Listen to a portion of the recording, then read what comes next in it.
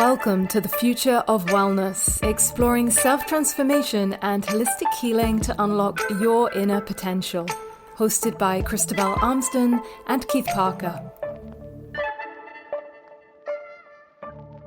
Hello, and welcome to this episode of the Future of Wellness. Today we are joined by Dr. Leslie Korn. Dr. Leslie Korn is a scientist, psychotherapist, and traumatologist specializing in integrative medicine for mental health and chronic illness. With over 40 years of clinical experience, she's certified in functional nutrition, board certified in polarity therapy, and the developer of the Brainbow Blueprint, an individualized integrative model grounded in decades of research and clinical practice. Her certification programs in integrative medicine and nutrition have trained over 30,000 health professionals worldwide. Dr. Korn pioneered somatic therapies for the treatment of mental illness at Harvard Medical School, where she served as a clinical fellow and instructor, and now directs the Leslie Korn Institute of Integrative Medicine while contributing to initiatives in traditional and indigenous medicine globally. She holds a PhD in behavioral medicine, an MPH from Harvard, and an MA in cross-cultural health psychology, and is also author of 10 books, including Nutrition Essentials for Mental Health and Rhythms of Recovery, focused on PTSD and complex trauma. Leslie, it is such a wonderful thing that you've joined us today. Thanks so much for being here. I'm delighted. Thank you for the invitation. You have such a tremendous, history background. Given that you have been in this integrative medicine field for a while, an interesting question to start off with is, what do you know now, or what do you understand now about mental health that you didn't when you started 20, 30 years ago? Oh, well, I think we're always evolving. And I think where I'm at now that I didn't know then is that ideology gets us nowhere. And so, whereas probably earlier on I was adamant about some ideas, I've got a saying, nutrition is biology, it's not ideology.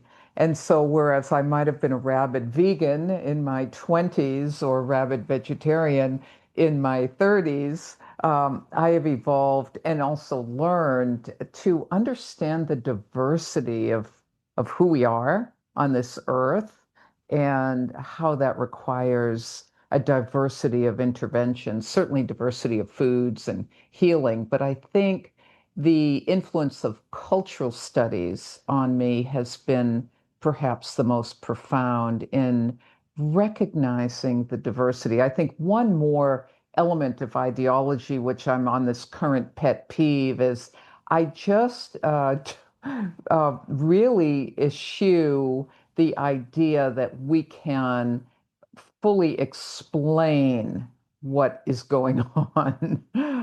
We've got lots of belief systems that explain a lot of things, the whys and the wherefores of symptoms, of illness, of well-being, and what contributes to what. But I always want to leave a little space for the ineffable, for the we don't exactly know.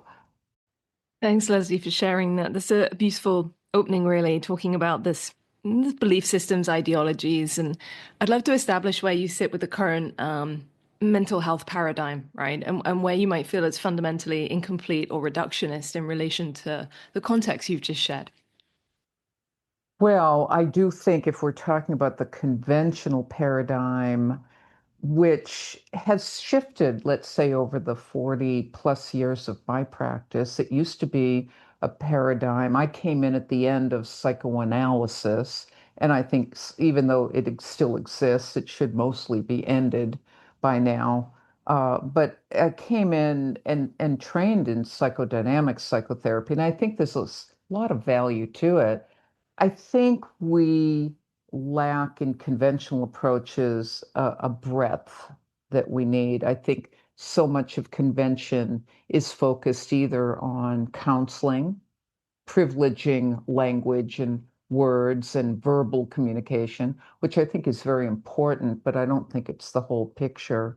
And I think the other place that we are now that has evolved, let's say, since the introduction of the SSRIs in the late 80s, is a heavy emphasis on psychotropics. And I think that's to our detriment. And so in my work, certainly, I don't live in that space anymore. I never really did, but you have to understand that space in order to influence it and educate people.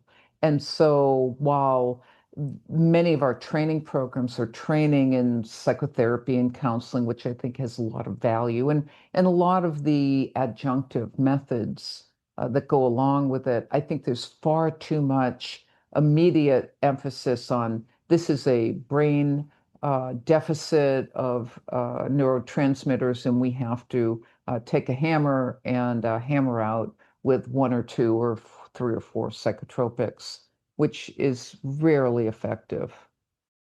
Right. So, as I'm understanding, there are these limitations to certain reductionist approaches, and particularly thinking of the person as only chemical, for example. You mentioned how cultural studies have been such a great influence on you or informed you so much as of late, or just as a significant contribution to your kind of changing understanding. Could you talk a little bit more about that? How has that informed your perspective? Well, I think in what I had just said, we're talking about the individual, but I think we know that our social context influences our mental health to good or towards distress. And so I have a strong social justice lens.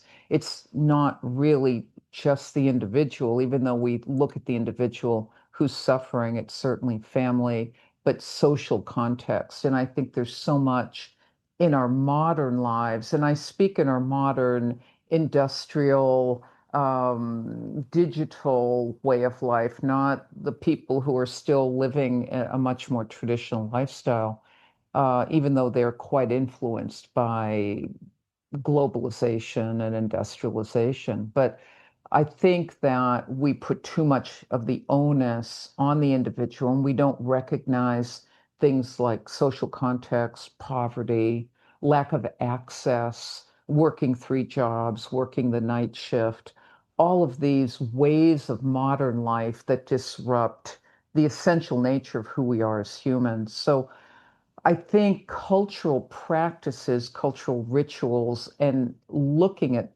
traditional cultures uh, teaches us a lot about who we are as human animals. I would suggest that ADHD as a diagnosis remains a somewhat specious diagnosis. It remains controversial, and it's probably a modern set of symptoms that people are trying to put together that's linked to our modern way of life. And I think we could say this about a variety of things. Bipolar disorder, for example, is a circadian rhythm disorder at its essence. And we are out of sync with circadian rhythm in our modern lives. And so I'd be curious. It's not that we don't see psychosis in traditional societies. I think we sometimes understand and interpret those symptoms differently, and hold space, as let's say Groff said, this for the spiritual emergency. So I think we're really out of whack and out of alignment with our human animal self. And I think cultural studies and understanding traditional cultures brings us back into that depth of knowledge and wisdom. Maybe this is a wonderful opportunity to hear a little more of your story, your background in coming to this work. You've worked across various Indigenous and multicultural contexts, and I wonder if you could share a little of your choices in that sense and how they brought you to the conclusions that you've just shared, if there's any sort of standout experiences for you in how these systems conceptualize or segment trauma differently. Well, that's a handful. I'm from Boston, Massachusetts, and I was very happy to leave Boston. I come from a long line of urban dwellers, including from the European Ashkenazi diaspora. And even in Europe in the 16th century, my peoples lived in urban settings. And so I probably hit the wall intergenerationally and said, "Get me out of here." And I found the jungle where I was quite happy to land. And so I can't say that I have felt always in control of what's happened to me, more like I've had an opportunity that's presented itself and it's felt right. So I did spend my first 10 years living in the jungle of West Mexico, where there were no roads, no cars, no electricity, very little running water, and left to my own devices, as it were, and the devices of my neighbors and friends who helped me heal from all the types of illnesses you can get in the jungle where there's no potable water and where you're, living with insects and scorpions and snakes and the sweet armadillos. And so you really, I had to figure all that out and did it with the help of my neighbors. And it allowed me also to heal from my own childhood trauma, and it set in motion for me an understanding of the idea of finding balance and how nature, and I'll come back to circadian rhythm, our alignment with the natural forces of the natural world is in itself the foundation for healing. And I was fortunate then to have that background and understanding experientially when I went back to Boston to do graduate studies and to do more conventional training in psychology and psychotherapy and behavioral medicine, because it allowed me to really prioritize the role of the body. So much of what I've written about in a critique of psychoanalysis or psychotherapy, let's say, and traditional approaches of conventional approaches, not traditional, but conventional approaches to mental health, uh, privileges, as we've discussed briefly, the verbal. And yet, so much of who we are is somatic, so much is in the body. And so, my experiences in the jungle were so body based, uh, and I had so much time to practice meditation and yoga and rituals and to experience what worked and what didn't work and the challenges of it and the um, all of the contraindications of it. That once I went back to the jungle of Boston, it was a good balance to all the induction into the consensus trance, as it were, of psychotherapy. And so over the years, then, having practice for the treatment of trauma, I felt like I had another lens that kept me from getting swept into a lot of the belief systems that I think people get enveloped by. And over the years, my work with Indigenous communities, because then my work evolved not just for my own personal life and work and self and healing, but in working with other people and working across cultures. And when I joined the Center for World Indigenous Studies in 1994, I'd had 20 years of experience, and then had the opportunity to work with other indigenous communities in the Pacific Northwest, in the Northeast United States, up into what is called Canada, um, and look at the universalities of what it means to have an indigenous lens, an indigenous perspective, kind of the universality of that connection to the land, the respect and connection to ancestral heritage, and most importantly, by this time, the connection to ancestral foods and traditional food systems, which it was an evolution of my work from somatics and psychotherapy into the role of foods and nutritional systems. And so understanding the universals with on the other hand, understanding the culture specifics and how those work together to inform our work to really deliver culture specific healthcare. We're undertaking trying to talk about such a vast analysis in the sense of just our overall sense of how we live in the world, how we relate to being humans and being on the planet. Because you said something I think just so wonderful is this a straight kind of definition. Alignment with the natural world is the foundation for healing. It's such a great statement, or at least something to really work around, right? Alignment with the natural world is a foundation for healing. And interestingly, in the modern world we find ourselves, particularly in Western culture, that we've never been sicker. So we have more technology than ever, but we're sicker than ever. And so there's this very strong incongruency there. And I think a lot of people are looking around and going, something's wrong, like something's not working in the way we're approaching our health. So do you think that we're starting to get informed? Do you feel this sea change actually taking place towards what you've described as coming back into more alignment with the natural world? Because it seems like the tendency is that we've disengaged or distanced ourselves from the natural world and become increasingly technologically infused and digital and decoupled and, outside of natural settings, outside of cultural underpinnings as well. So, what do you think about that disengagement, re-engagement, et cetera? I think both are happening, and I certainly have no sense at all of the quantity and the ratios of who's winning. I suspect we're losing, actually.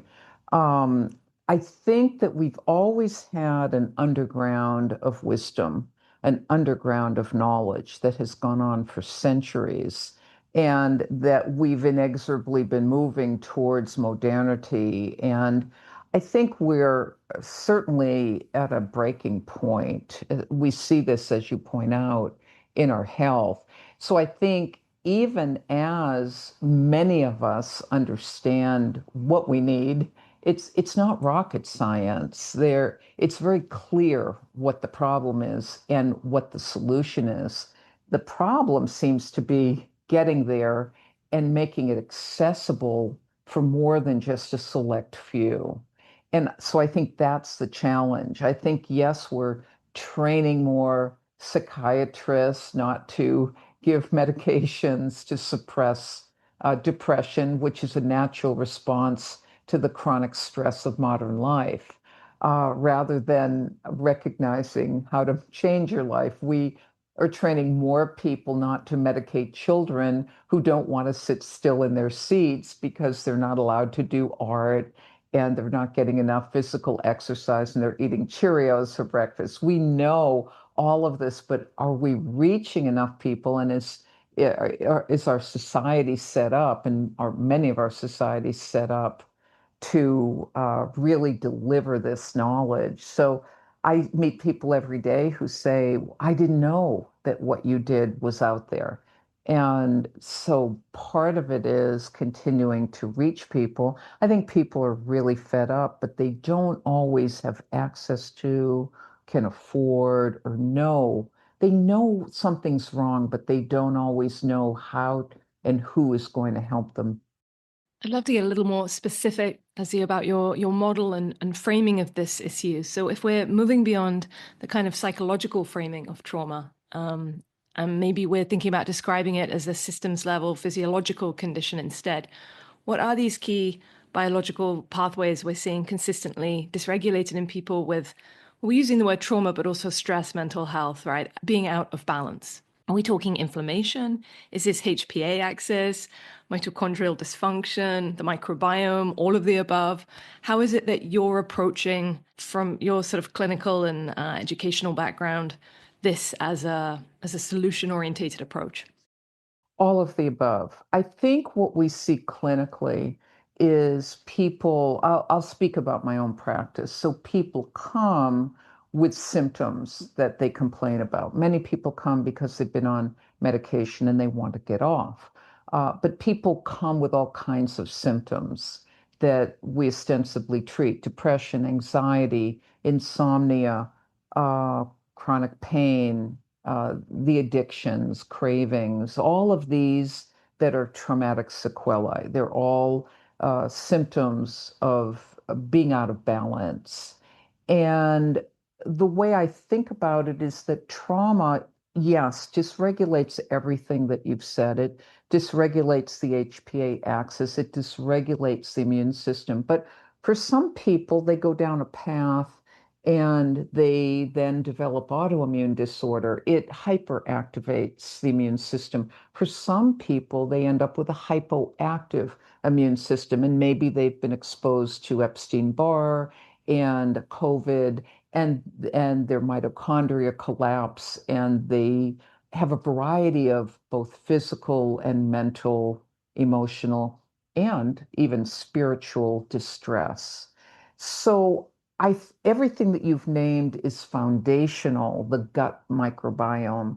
The individuality is the path it takes to then, over time, present a series of symptoms. And so when someone comes to me, we look at the symptoms together and we look at them. As a traumatologist, I prioritize a trauma lens. I'm not interested in a bipolar diagnosis or a major depression diagnosis if you have a PTSD or complex trauma diagnosis, because that's where it begins. So it begins with the treatment of the core issue, and the root issue is the traumatic experience or multiple experiences that dysregulates the whole body, mind, spirit.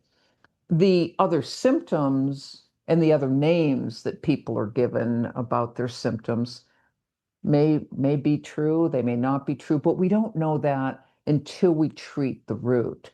So we've got a root cause. We've got really, and this is an important issue because as much as we talk about traumatic stress and complex trauma, developmental trauma, people are still missing the diagnosis. People are still not elevating that diagnosis and recognizing it as the true disruptive cause to everything else that follows. And without that, you miss the mark, and you're treating bipolar with lithium, and you may get some results, but you're still not getting at the primary issue. So from there, we're looking at helping someone come into balance. And I believe in that our clients, our patients really know what they need. They just need help identifying it, making the connections, and getting there. And so I believe in, as you point out, I've developed this concept of the Rainbow Blueprint, which has numerous interventions and ways of looking at things. And it could include nutrition, it could include looking at digestion, use of herbal medicine, hydrotherapy, psychedelic or entheogens. It looks at a variety of interventions. And then I want to align that with what my patient is saying. Hey, I'm really would like to look at my diet, but don't talk to me about exercise yet. I go, okay, let's come back to that in a few months. I just want you to know, without exercising, there's going to be limitations, but that's fine. We'll do this first because this is what you're ready to do. So we build in this respect for what the client is ready to do and what they identify it's right for them at the time. So it's quite multi-leveled, but ultimately it's focused on what the client or the patient identifies is what they need in that moment.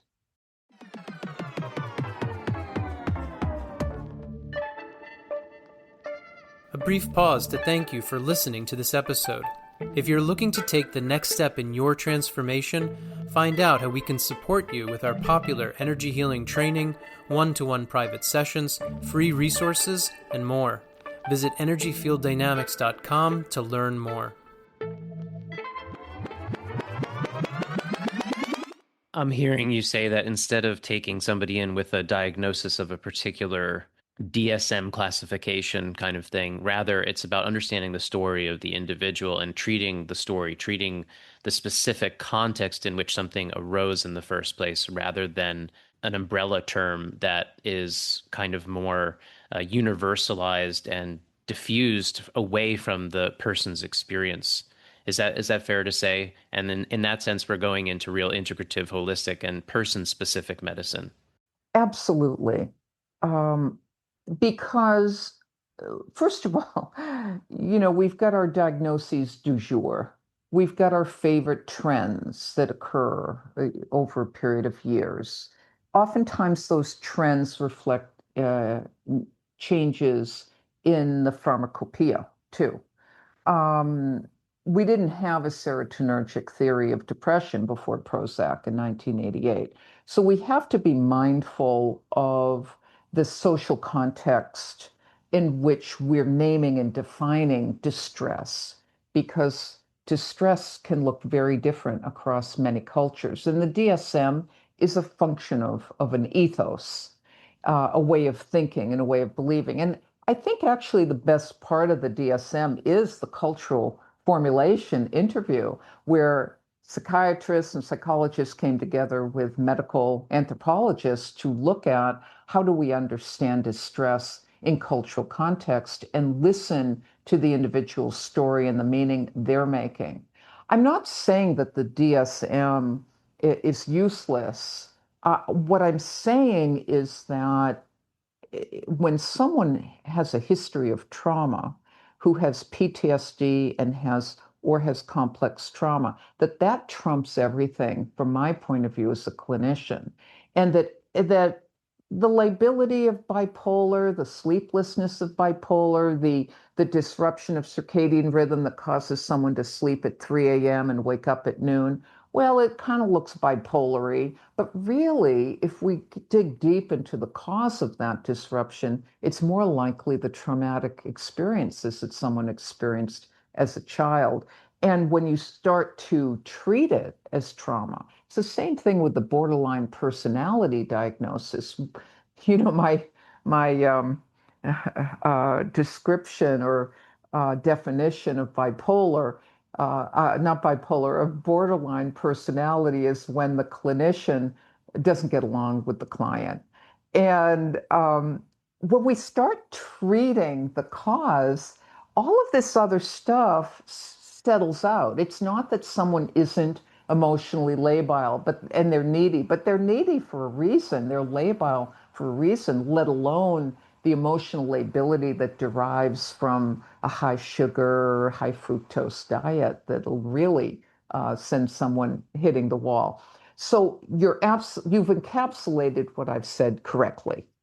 If there's a part two to that, does that mean then that to change our model or to follow this kind of orientation, does that mean that we'd have to get more time, more energy, more resources towards treating people? Because is this more individually oriented medicine, and therefore it takes more time to understand the individual and treat the individual versus labeling groups and treating things much more kind of amorphously? Absolutely. And not only more time and more resources, but broader training so that, in many ways, many of the people I see, and I think this is true across the board, you have several people that you see for these different body systems. You've got belly aches and diarrhea, and you see a gastroenterologist, and you can't sleep, so you get Xanax from your psychiatrist, and then you go to your therapist to talk about things, and you've got headaches, and so then you're going maybe, or you're on and on. You've got multiple people who are treating these body parts, and there's no one helping you understand how it's all related. And that's our job. That's my job, is to say, wait, this is all related.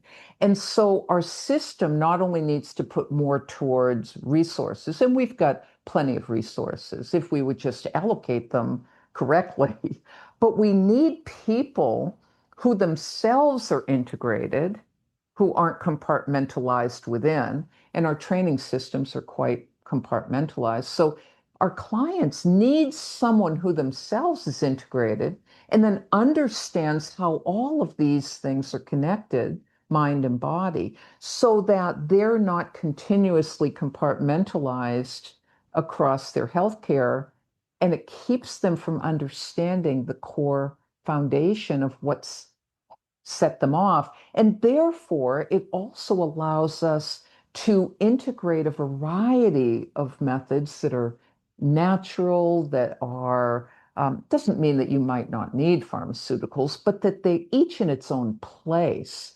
I always say pharmaceuticals should be used like salt. It's just a little seasoning by and large. Rest of everything should be handled with the main meal, as it were. Uh, and so I think that's systemically the layered problem that we have.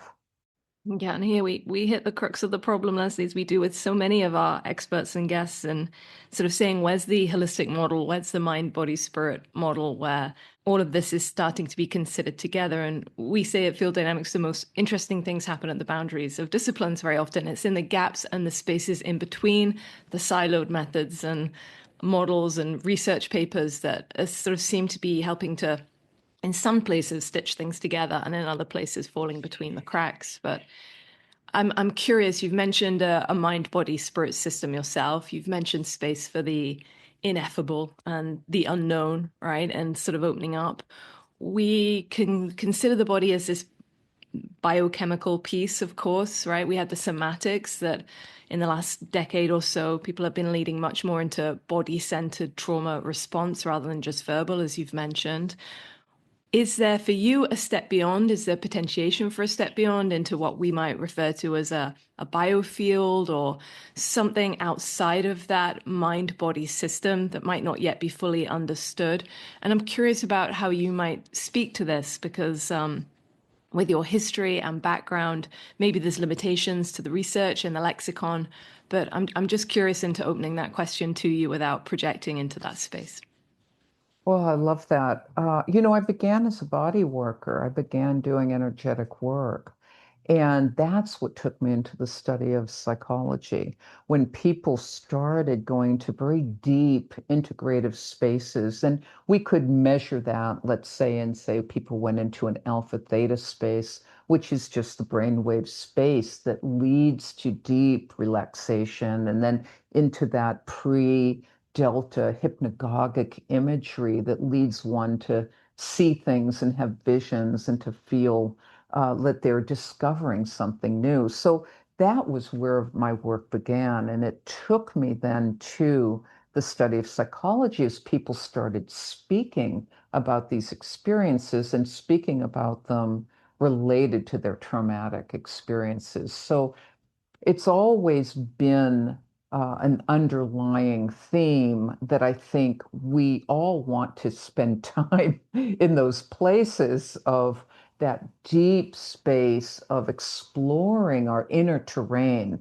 and going deeper than the psychological self, but really going into the altered state self of exploring, as you say, the boundaries, the liminal space, the space of understanding our dissociative capacity, and not in the dissociative side that comes out of trauma where we're not really in control of it, but more the gaining control over those trance states, over those exploration states, because I think that broadens our capacity for healing, and it broadens our sense of who we are.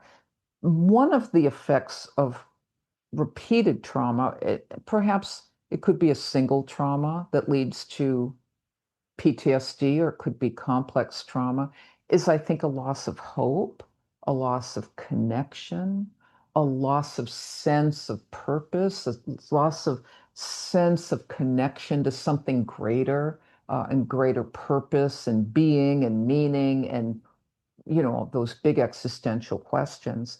And I don't think those are verbal experiences that resolve that. I think they're experiential exploring these states of being. And I think that's why we're seeing entheogens so big right now, aside from the fact that the baby boomers have come into power for a short period of time. But nonetheless, I think we are seeing that return because it's gives access to those states of consciousness, but certainly not the only thing that helps give us access. So I think it's an essential part. And let me, if I may add one more thing, the obverse side of that is what we also see, not to get too political, but it underlies everything, is this kind of obsessive, dangerous clinging to spiritual ideology that is running a lot of things right now globally. And so I think that's the opposite side of what we're talking about here. We see, I would suggest that many, many people who run spiritual or religious ideological organizations, governments, what have you, attempts to change laws and attempts to change delivery of healthcare are stuck in a traumatic space, and that the adherence to the rigidity, which is not what spirituality or religion is about, but the adherence to a very narrow rigidity is a reflection of the unresolved trauma. So we've got two sides to things currently that are quite extreme in relationship. I'm seeing this interesting kind of yin and yang between an emphasis on the body and the soma and getting really grounded in the intelligence of the body and alignment with the natural world. And on the other side of the spectrum, we have the idea of like beliefs and ideology and even spirituality, right? We're getting kind of more and more meta. What do you think about these two poles of the human being? We have an adherence to the natural order of things, meaning sunlight and local foods and things that are just obviously good for your body, hydration, movement, right? Proper nutrition, all these certain basic things that are really important for balance. And then we go on the other side of the spectrum in which what is the natural order of the mind? You know, how do we talk about a person choosing or winding up having particular beliefs, et cetera, and how that informs how the body is functioning, regardless of the environment that it's in? How do you look at these kind of two poles, you know, one in which we can account for because it's external, and one in which we can't necessarily account for in the same way because it's internal and it's the person's inner experience, and on some level they consciously or unconsciously are choosing beliefs or connecting to certain kinds of presumptions about the nature of reality or how they navigate the world. Well, I think it comes down to um, how you're doing in the world. I'll always ask the question, if it's working for you, great, then continue. But that's not who's coming to us for treatment. And I say that half facetiously. There's no question that if you're eating Cheerios and drinking Coca-Cola, I don't care how much meditation you're doing, there's going to be a limit to how well you're going to feel. So I think we have to respect the biology of the body and we can go into that direction of saying it's the conduit for the spirit, it's the conduit for the soul, if you want to go there.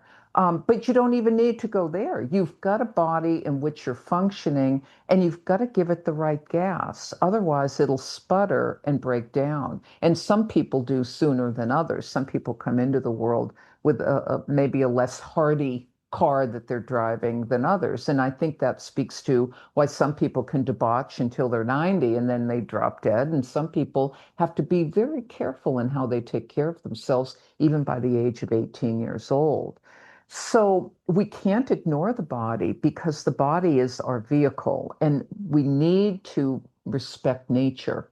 And nature, if we study the world's cultures, nature gives us certain things. Nature does not give us refined sugar. Nature gives us sugar cane.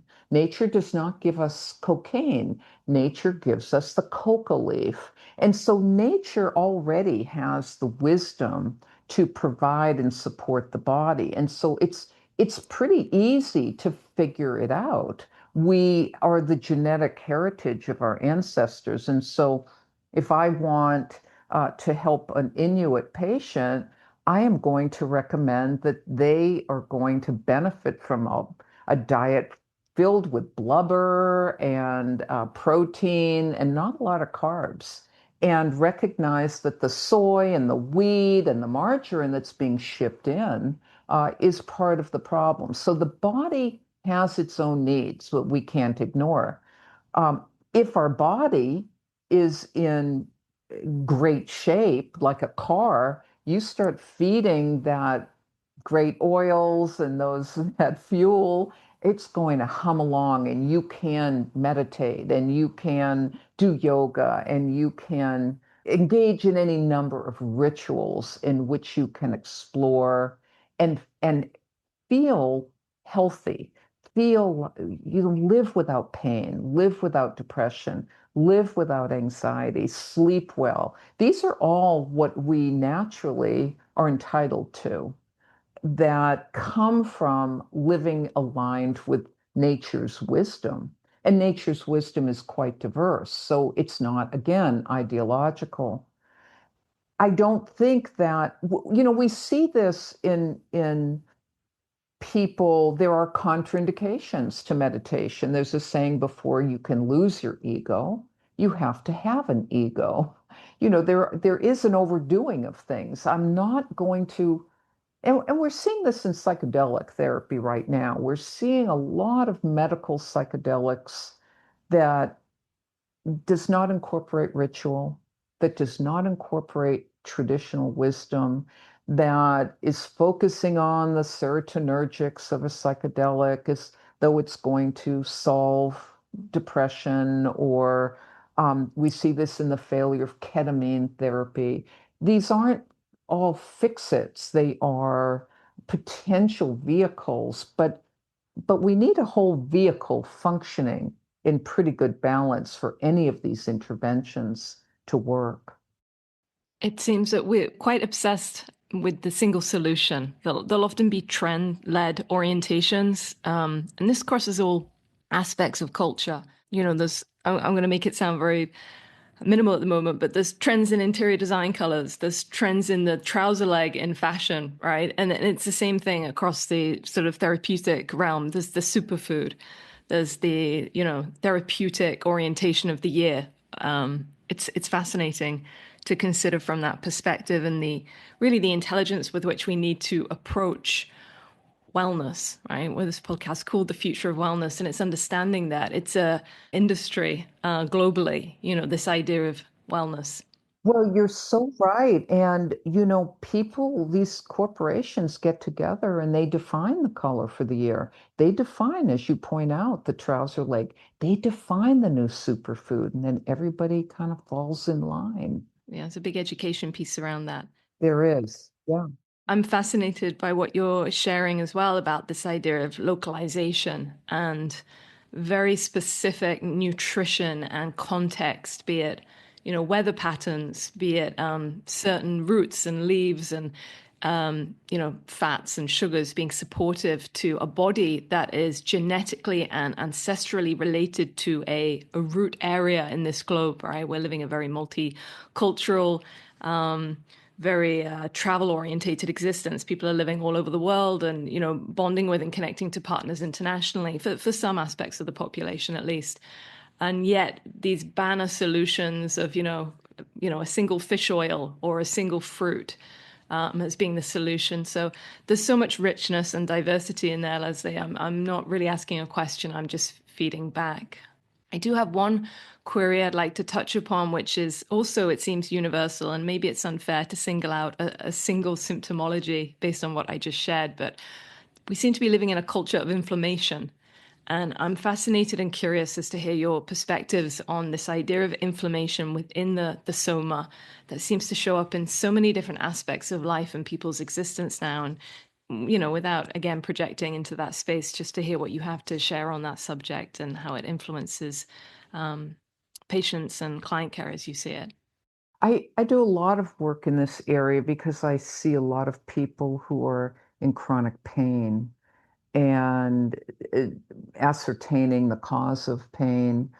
We have lots of causes of inflammation. There are very basic issues. I had a patient who fell off a truck and crushed his vertebrae and was in terrible pain and terrible inflammation, terrible pain. There's a reality to the dangers of just living on this earth for all of us. And so there, and thankfully there are painkillers for that type of pain.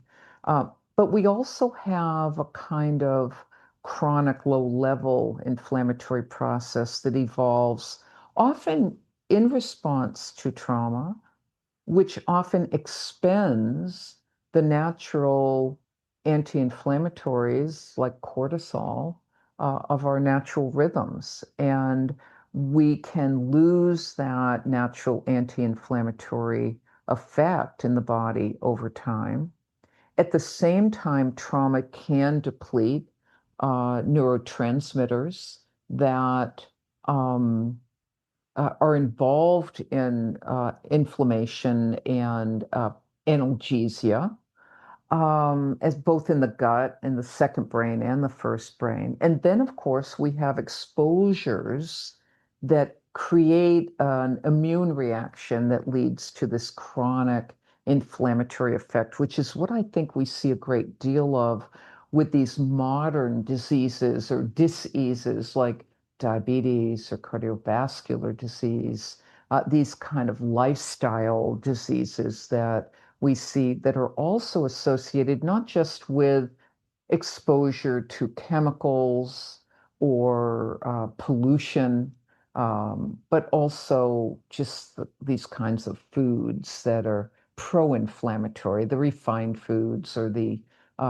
high levels of glucose, which is pro-inflammatory. So we've got a lot of things in our lives that we're always fighting against. In one of my courses, I show a photo of an old rusted out car.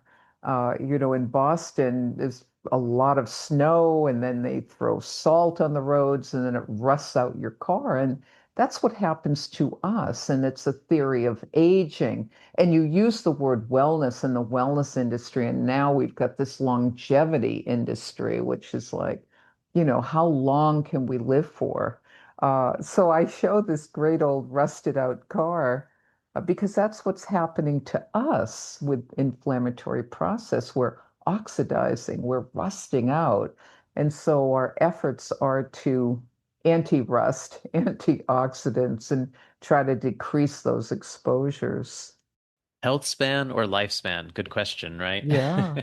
Given that you're involved in a lot of different aspects of holistic medicine, what do you see as maybe a most interesting space opening up within the world of integrative medicine? Something that has like great potential or the most potential, and why would you choose that specific thing? Well, I think what I'm interested in is deconditioning people from the trance of psychotropic medicine.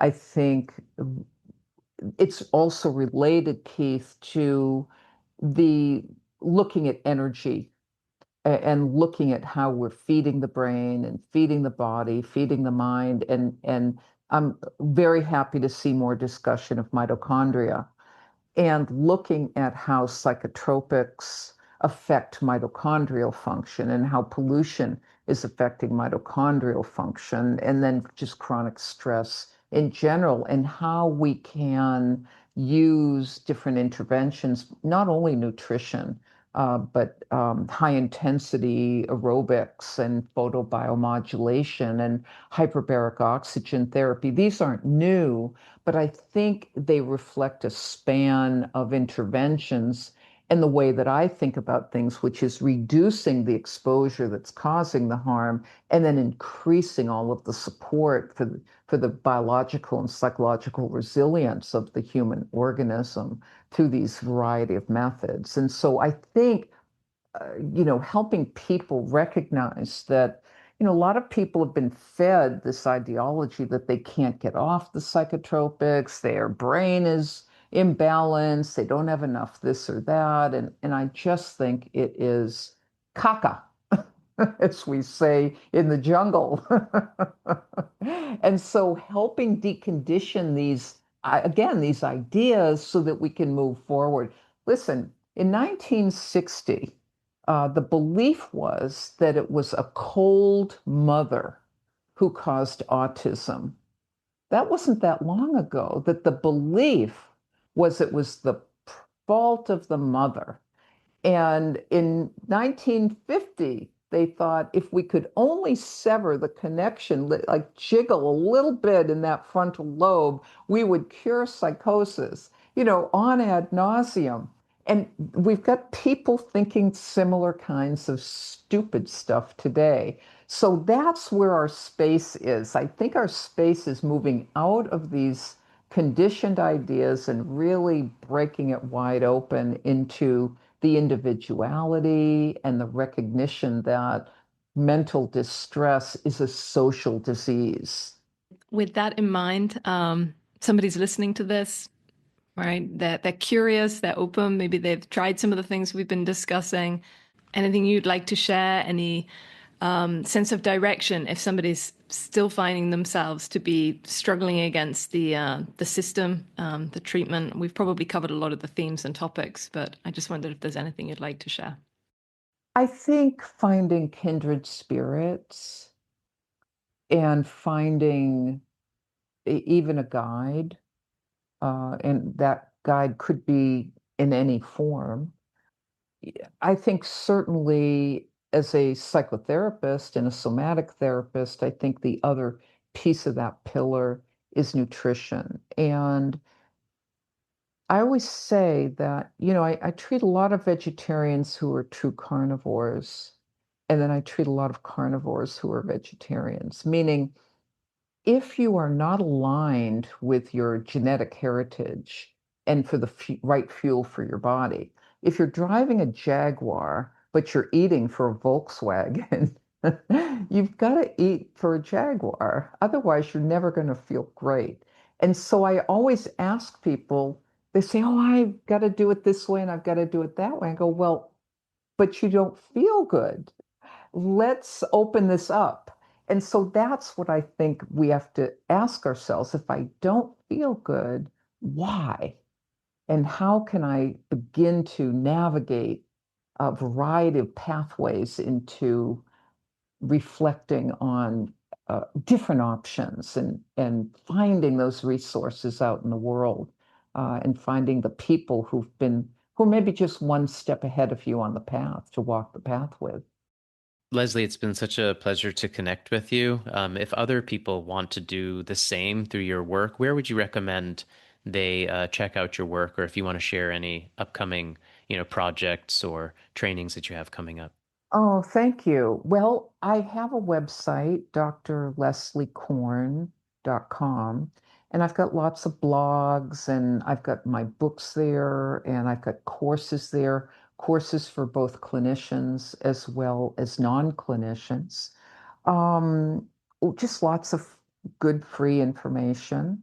And I'll be at the Integrative Medicine for Mental Health Conference in San Diego in October. So I get out and about a little bit. And I'm always happy to hear from people as well. They can reach me via my website if I can be a resource in some way. So thank you for that, Keith. Well, thank you for your time today and your wisdom. It's been wonderful to connect. We could talk for hours and hours because there's so many strands that we could take a microscope to, of course. But so much of this has been deeply informative and I think enriching for people listening and very enjoyable for us to converse with you. So thank you so much. Oh, well, thank you. Thank you for your brilliant questions and your beautiful podcast. Genuine pleasure to connect, Leslie. Many thanks.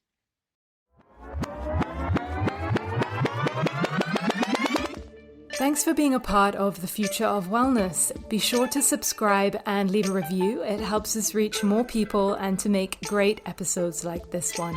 Learn more about field dynamics and why we think the future of wellness matters. Check us out at energyfielddynamics.com. See you next time.